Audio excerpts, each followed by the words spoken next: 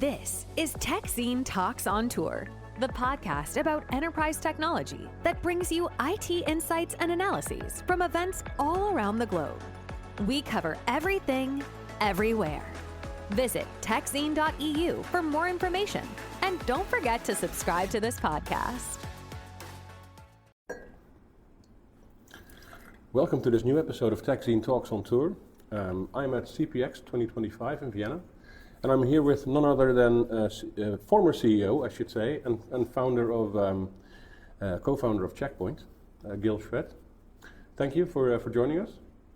It's an honor. I mean, you are one of the most well-known people in cybersecurity, I would say. So it's nice to have you on the show. So welcome. Thank you very much. It's an honor having you here in the conference. I hope you're enjoying it. Yeah, it's my third one, I think. I last year was here too, and in 2019 I think I was here. So I also see a lot of transformation in Checkpoint. So just in general, so you just stepped down from the CEO role, right? So you're now the executive chairman. Yeah, yes. on the board. Just looking back, just why did you start Checkpoint in the first place? I would be interested to hear about that, because there's supposed to be a nice story behind it. Oh, there's many. Yeah. And also, I'd like to talk about what you've seen in the past 30 years, and where you think we're going, where we are at. Are we in a better place than we were like 10 years ago, 20 years ago, things like that. So, but first of all, how did you start Checkpoint? So I knew that I want to be an entrepreneur, develop my own product and so on since a very young age. I worked in computers since the age of 12 or even 14, and by the time I was like 17, I already knew that I want to build something of my own. And I was looking for different ideas, and I had the idea about a network security technology that didn't come from the internet. It came in like 1990, way before the internet, and it was how we can make networks safer. Networks were just making their first steps into the world, compartmentalizing internal network actually. And I thought it's a good idea, but actually I decided that there's no exciting market for that idea. And when 3 years have passed, and the end of 92 or the beginning of 93, suddenly I saw the internet opening up. And the internet by then was an academic network that was pretty close. It was before the invention of the web. I mean, just to put things in perspective. But especially as a young person from a small country, I said, wow, that's going to be a revolution. That's going to revolutionize the world. The fact that I can send a message to anywhere in the world. The fact that I can get news whenever they appear from anywhere in the world. The fact that I can distribute my software. I send it to people that I work with. It doesn't take 2 weeks on sending a diskette. It's now a few minutes, and it doesn't cost much. It seems to me like something that can change the world. And then I had this idea of security technology. So I said, wow, that's the right use for that technology. It's actually a very simple use, much simpler than compartmentalizing a network. And pretty much everybody that connected to the internet asked the same question. We want to connect. How do we secure that? How do we make sure that because especially at first probably it was the companies that wanted to be very secure, that wanted to connect to the internet as well, right? So there was companies, they wanted to connect and send email and access their other researchers and so on. They didn't want all these students in like 15,000 universities to get into their network. That was the first change. And then I started Checkpoint with two friends. I started with two partners, Marius and Shlomo. And we had the right time, because the first 2 years, by the way, the main thing that we had to do is convince people about the potential of the internet, not about the need for security, but about the internet. And it had quite a big domino effect, right? Because Shlomo went on to found and be CEO of many others. I think he's CEO of Kato Networks at the moment, right? So the impact of Checkpoint is much bigger than just Checkpoint itself, right? At the end of the day. I think I don't want to take the credit, but we actually started the new industry, the cybersecurity industry, not just the network security. Out of that, there is many sub-segments about securing cyber. And we are probably the number one company that was founded solely around the internet and survived up to these days, 32 years later. So what about, looking back over the past 30 years, would you say you did everything right? Or were there moments where you thought, maybe we should have done something different, or maybe you underestimated something, or maybe you overestimated something? Could you shed some light on that? It's a good question. I think overall we did a lot of things right. I mean, it's not... Otherwise you wouldn't be here. Still, otherwise right? I wouldn't be here. And again, in technology, very few companies survive so many years. Very few markets, by the way, are hot after 32 years. Yeah. So we are very lucky because we're in the right market too. And very few companies have the best technology after 30-some years. So I think we did a lot of things right. Could have we done better? We always strive to do better. So if when I go to sleep every day, I'm not asking myself how great I am and how good I am. It's the opposite. I'm asking myself every day, where should we do better? Where, in which category, in which technology, in which country, and so on. And absolutely, we could have done better. But I think overall, I'm very happy with what Checkpoint has done. And does your new role give you a sort of a new perspective on things? So you have less day-to-day responsibilities as a CEO now, right? So do you think about the market differently now than when you were the CEO? So that's the idea. I'm just new into my new position, and I need to take some time, to relax. And as a CEO, I basically... Can you do that? Can you relax? You don't look like the type of person that can relax. But I mean, first I'm learning. It's hard to learn. But I did unwind. I mean, I definitely one of the people were saying, okay, so how would you give all of it up? And I had one day in December when I transitioned to this new role that I said, okay, I need to organize my time again. And I went to my calendar, and from 50 meetings a week, we deleted all of them. Wow. That must be a very nice feeling. I say, whoa, what am I doing next week? Yeah. So now I still come to the office every day. I do 1 or 2 meetings a day, not 10 or 12 like I used to do before. Yeah. It definitely frees up my mind to think about the next things. Yeah.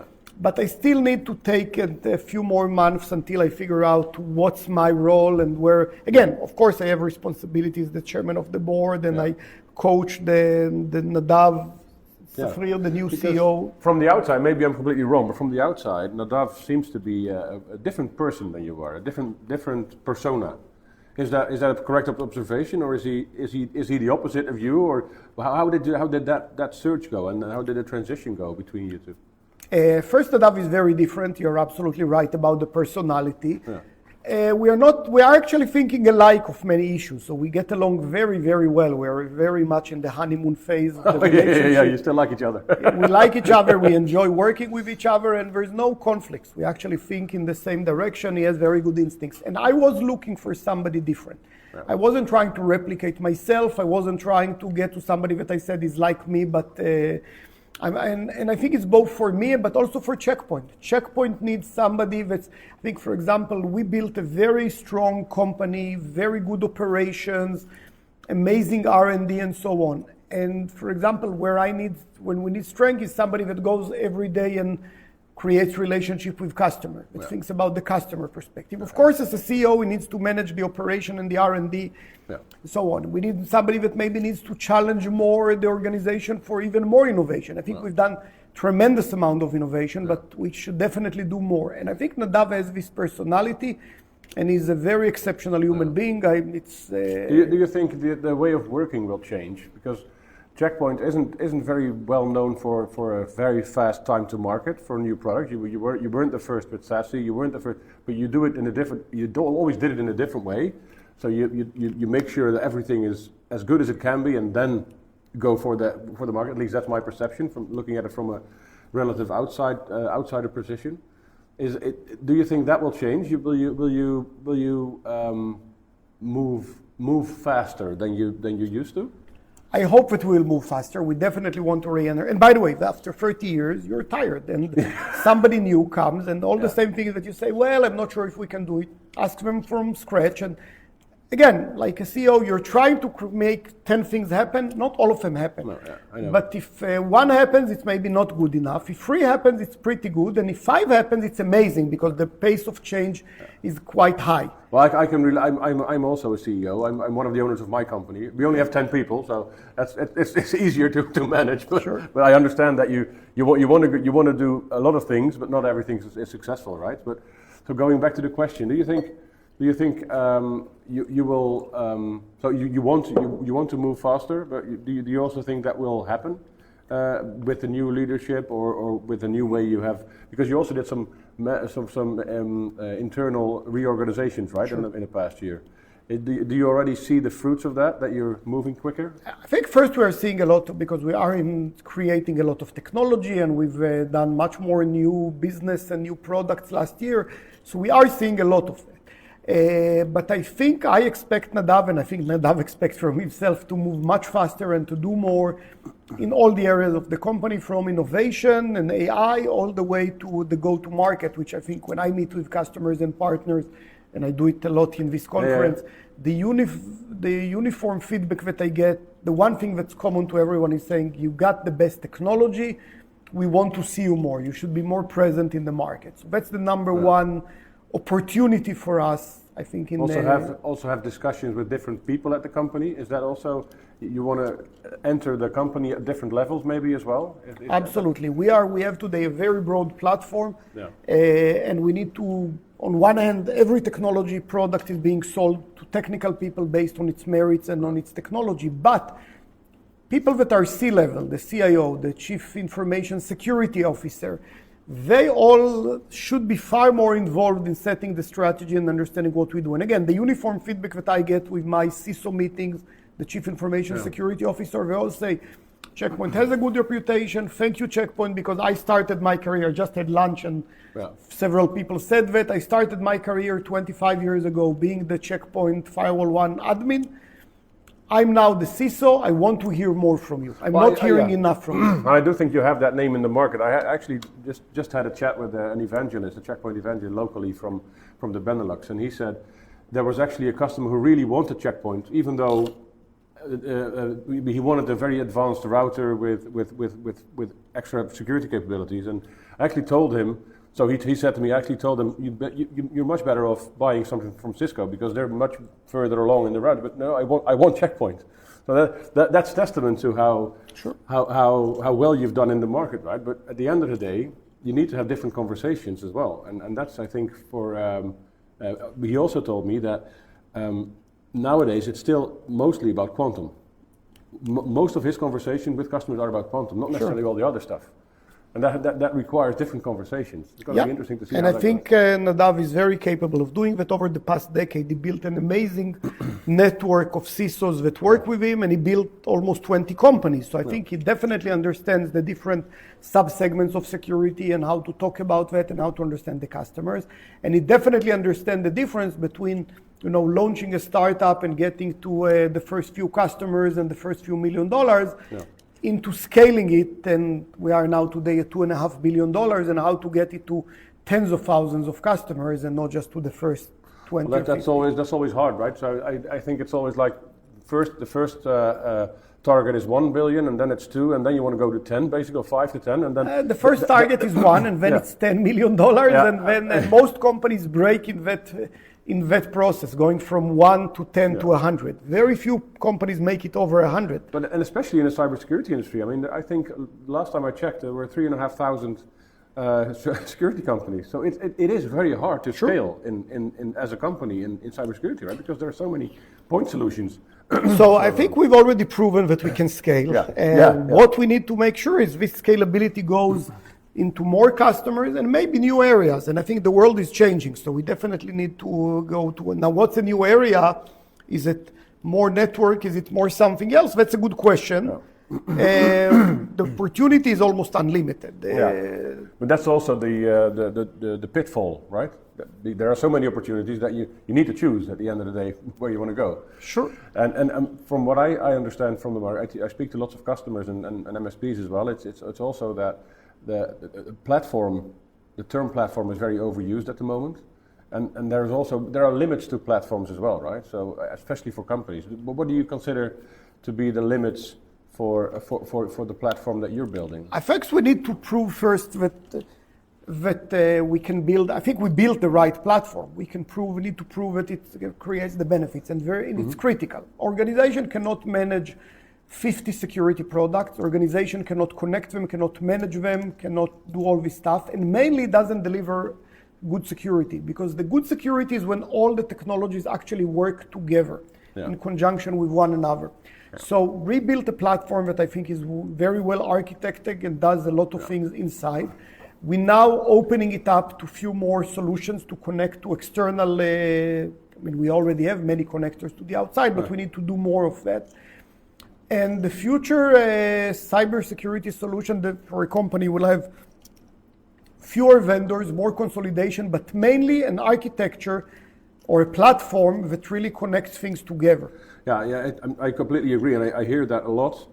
It's just that the cybersecurity companies are very competitive with each other as well, right? So especially the third-party collaboration, that mainly rests a lot on the willingness of the other companies and checkpoints to actually do this, right? And to actually give the best experience to the customers. Because you can say, look, I can share some of my telemetry with your platform, or you can say, I will share all of my telemetry with your platform. But then the other platform will lose its competitive advantage because it's going to give away the crown jewels. So there is friction in that discussion, right? Some friction, some not, because there are a lot of companies that we work. Most of the companies in our space we're not competing with. We're competing on mindshare. We're competing maybe on budget. We're not competing on technology and product. And I think there is a lot more room to collaboration. And again, at the end of the day, I think what will win is what's good for the customers and what will create and what will provide the best security. And that's our commitment. So again, I could have said we become the supermarket and we sell you more and more solutions. That's not a platform. No. It's an approach that some vendors are taking, just selling you more products. Yeah. A platform is when the things work together. And to get the best security, you must have all the elements actually working together. Yeah. Do you think in general that we're in I would guess you would say yes, but do you think that we're in a better place now than 30 years ago? Because you always seem to, the cybersecurity industry always seems to be fighting an uphill battle against the attackers. So that's not really, from my perspective, that's not really changing all that much, even though you're making it much safer, but they will always invent new ways to do this. Is there an end state of what you want to work towards? Unfortunately, the cyber is the one industry that doesn't have an end, it's constantly changing. And it's constantly changing by definition, because no matter what we do, if we are doing an amazing job, the hackers will try to find new vectors to get in. And it's the only industry, or one of, I don't know if the only, but one of the few industries that you as a customer, you don't set the pace and you don't set the goals. Well. It's the other people, it's the attackers that are setting the stage. So, in every system you can say, I'm happy with my old phone. I want to keep it for another year, another 5 years, and it should work. Yeah. In cyber, that's not the case. Somebody else decides if the old device have vulnerabilities, or if there is a new way to attack you, you need to defend against that. It's not for you to decide. Yeah.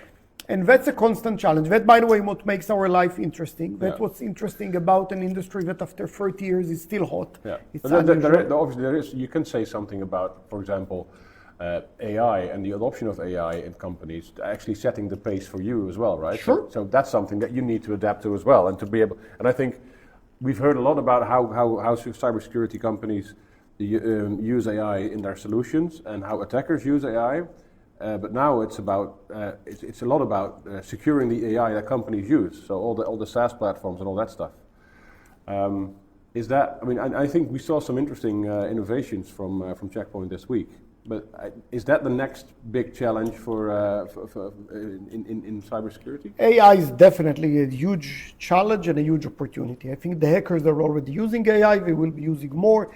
And we can use it even in a bigger way, because again, a lot of the processes that we were struggling with how to do, that administrator did manually, but they have very limited capacity. Yeah. AI can do so much better. So I think it's a huge opportunity for our industry. Yeah.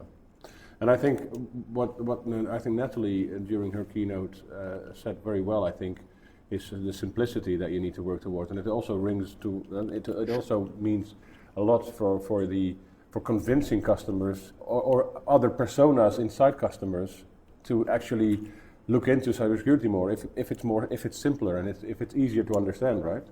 And I think that's also going to be quite a hard challenge because the complexity only increases. And on the other hand, you want to make it simpler. Those two don't really mix very well. Absolutely. But by the way, that's always been our job. Security is the most technical field.